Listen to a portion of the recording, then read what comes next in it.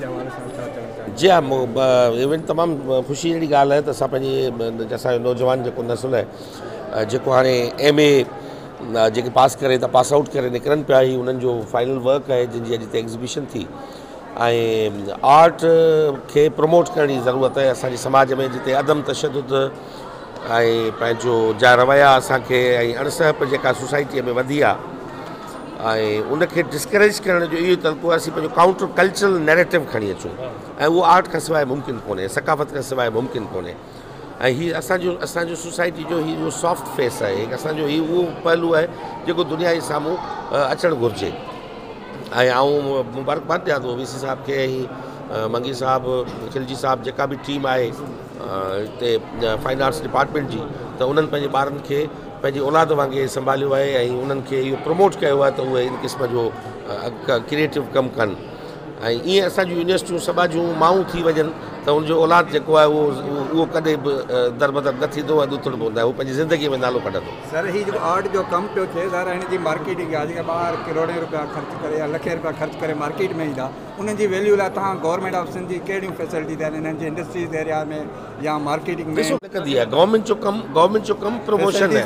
Promotion आहे ऐं facilities ॾियणु आहे उहा मूं ॻाल्हि कई त असां सिंध यूनिवर्सिटी जा ॿार जेके जिन खे अॻिते एग्ज़िबिशन जो मौक़ो न मिलियो आहे जीअं हिननि ॿारनि जो हीउ कमु आहे त हीअ शहरनि में एग्ज़िबिट थियणु खपे असां उन ते VC साहिब हिन सां ॻाल्हायूं था को मॉड्यूल ठाहियूं था त जीअं असां हिननि खे सपोर्ट कयूं त हैदराबाद में बि हिकिड़ी ज़बरदस्त क़िस्म जी एग्ज़िबिशन रखनि ऐं कराची में बि असां एग्ज़िबिशन हिननि जी मुनक़िद कयूं त जिते असांजा यूथ जेको आहे उहो कराची में एग्ज़िबिट थिए उतां जा माण्हू बि कम खे ॾिसनि ऐं डेफिनेटली कमु पंहिंजो स्पेस पाण ठाहींदो आहे का बि सरकार वरकार के माइकल एंजलो कोन थी ठाहे सघे न को पिकासो ठाहे सघे थी उहा उनजो कमु आहे उहो प्रमोट करे सपोर्ट करे फैसिलिटेट करे बाक़ी सोसाइटी उनखे ओन करे। सेहतमंद सरगर्मियुनि लाइ पैसे जो हुजणु ज़रूरी आहे सिंध यूनिवर्सिटी ऐं प्लस ॿियूं यूनिवर्सिटियूं सूबे जूं माली बहरान जो शिकार है हवाले सां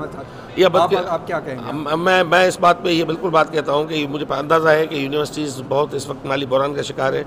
और इसमें जो फेडरल हैक की जो बजट है हायर एजुकेशन कमीशन की ये जब से खान साहब आए इमरान खान साहब तो उन्होंने पूरा बेड़ा गर्क किया है ना टैक्स कलेक्शन होता है उनसे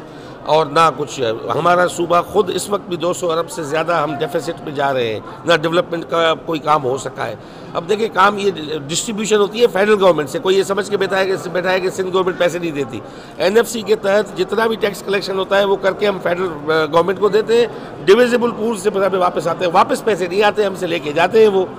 तो जब